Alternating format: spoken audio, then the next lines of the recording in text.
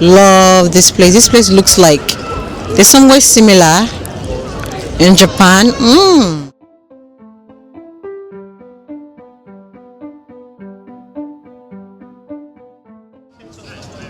Hello. What's your name? My name is Yushan Hong, and I come from China. Okay. Nice to meet you. Can you tell me interesting things about China?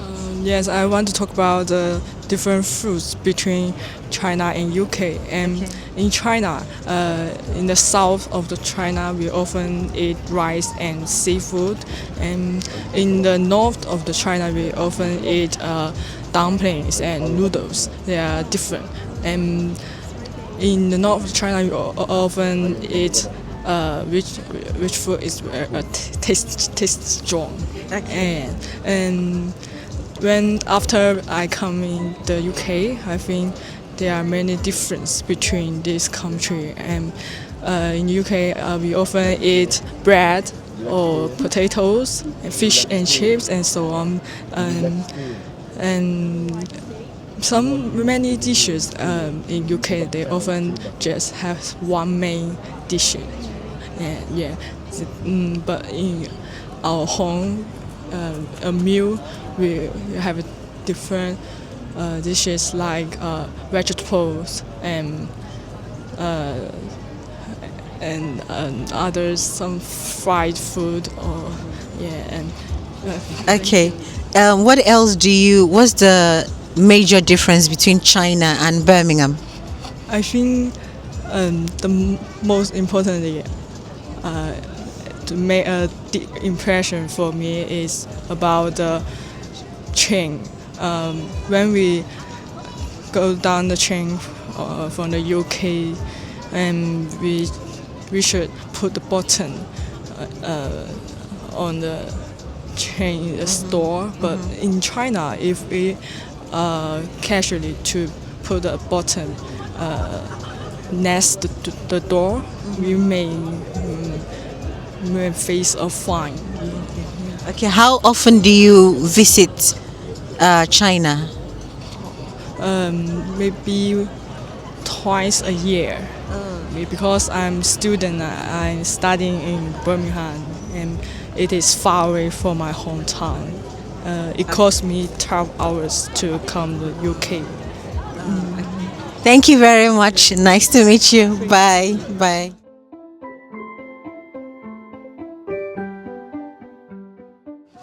Hello, my name is IB. Nice to meet you. What's your name? To meet you too, Wissal. Okay, tell me, where are you from? I'm from Egypt, actually. Okay, can you tell me the difference between Egypt and Birmingham? The weather back home, it's so warm, actually. Food, we have a Greek cuisine. People, they are friendly. That's it. Okay. When you came here, what's the cultural difference or cultural shock that you've experienced? Culture shock.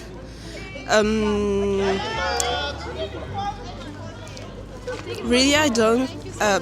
Maybe the language, the accent, actually. So a little bit difficult in understanding the accent. Before I used to live in Newcastle, their accent is a little bit hard to understand. I really like, the streets. It's gardens around. There's a lot of green areas. That's what I like.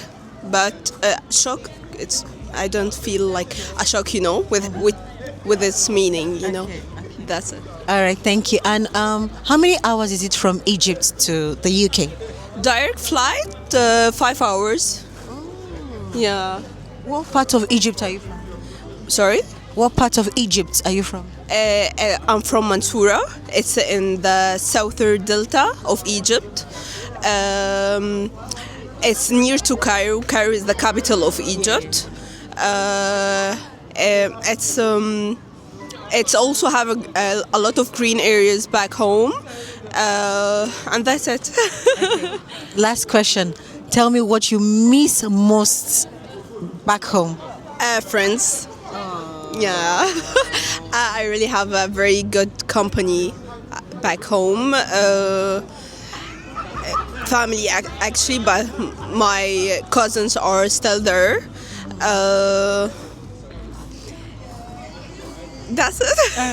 Thank you very much. All right. Thank you. Thank you.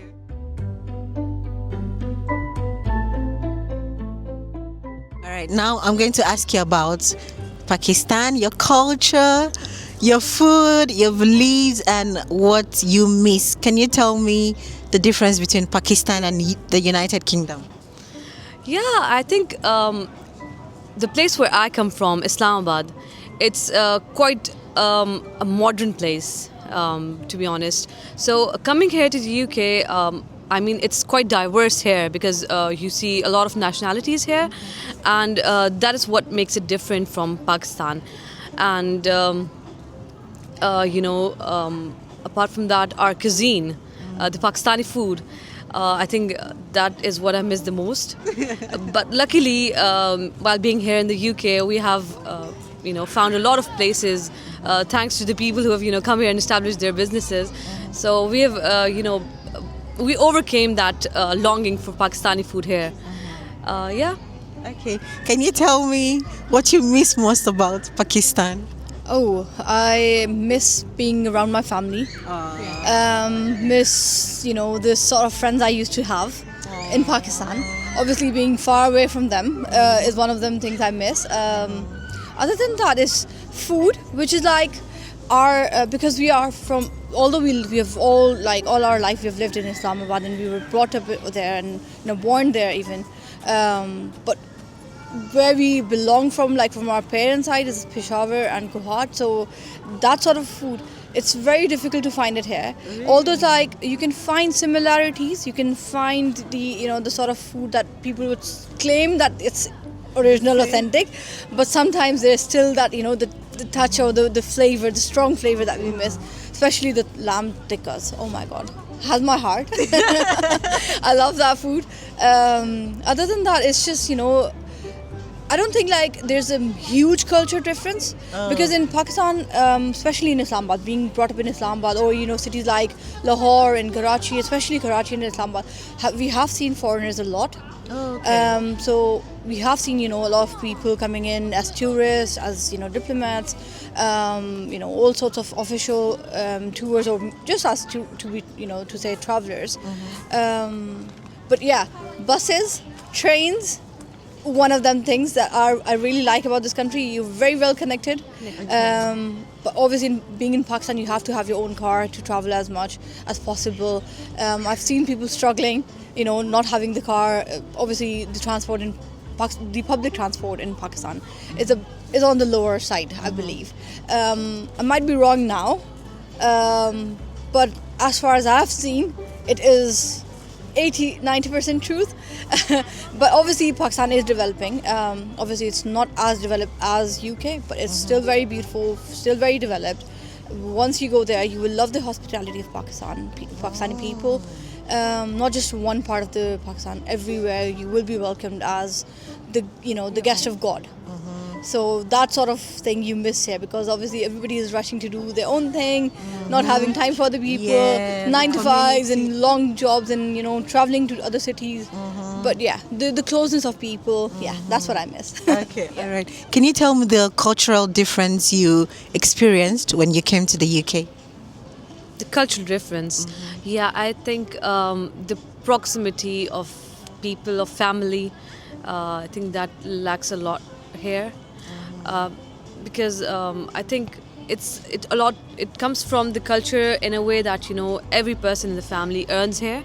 However, back in Pakistan, things are quite different. There's it's either your father who is the breadwinner, and if you're educated enough, it's on you if you want to go out and earn. Otherwise, you're a princess. So I think that is one of the cultural shocks that I was ready for it when I arrived here. Okay. But it is one thing that is quite different from Pakistan. And yeah, I think people getting together and families getting together, living in one place. The houses here are not as big as in Pakistan. I mean, if you go on the richer side, obviously they are, but that needs a lot of time for new people to establish in another place. So I think that's one of the shocks. Nuclear families. Yeah. Okay. Yeah, nuclear family Having systems. large groups of people living under the same roof. I think that's one of them things Yeah. as well. Yeah. Exactly. Yeah, like if it's a Pakistani family, you might see people living together. But if it's a British family, you would say that you will hear that the sons moved out, the daughters moved out already. Nobody's living together. 18, or some families. I'm not talking about everybody, but I'm talking about majority. The majority is like when you go to work or you just hang out with your friends, you get to hear the same thing. Like. My mom doesn't live with me, my dad doesn't live with me, or we all live in different cities or even moved out to other countries. So that's sort of it's not like a huge one big family. It's nuclear families. So that's a bigger difference. Okay. Last question. For an immigrant that wants to come to the UK or that just arrived, what advice would you give that immigrant? That's a very nice question, and I would say make yourself as aware as possible. Learn and open your mind towards learning. Don't depend on anybody. That if they are telling you something, don't depend on. Research it. There's Google. Everything is open for you. Ask and talk to other people around your area. Go and explore different cafes. Sit down over there, speak to people, and try to learn the language. As soon as you learn the language, the English language, even if it's basic, hi, hello, have a small chat with people, and learn from them, absorb that, and whilst you're absorbing, try implementing it as well. As soon as you start doing it as an immigrant, you will be far ahead of the people who are just stuck in one place. They've come but with closed minds, or with just one mindset. No, have alternatives. Be prepared for setbacks. Be prepared to understand that some things will not go in the way that you have thought, or you came as when you planned it. Things will go differently. There might be things that health-wise, maybe financially, maybe emotionally, you will not be as strong. Maybe you'll not find the right people, the right sort of company or friends as soon as possible. But eventually you will.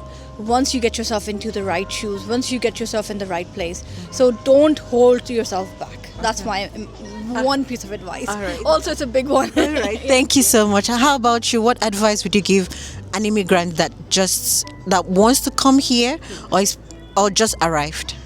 Okay, so I think personally, what I experienced as an immigrant, I would advise that for an immigrant, it is very crucial for you to stay in the present.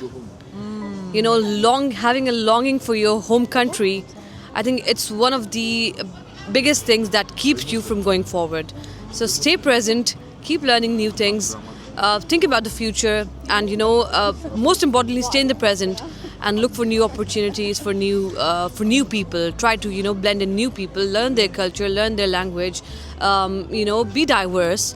So when you're at a new place, if you keep looking back, you tend to miss out on a lot that is happening in the present or might happen in the future. So I think that's my advice to the new immigrants to come. Thank you so much. Thank you.